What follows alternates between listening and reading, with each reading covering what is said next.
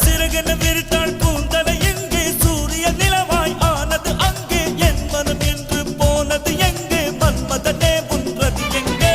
கன்னத்தை தொட்டால் சந்தனம் கொட்டும் வெட்கத்தை தொட்டால் குங்குமம் கொட்டும் புன்னகை பட்டால் மல்லிகை கொட்டும் பார்த்தால் பருவம் மூச்சு முட்டும் காணல் ஓசைகள் கம்பனை தேடும் அம்மம்மா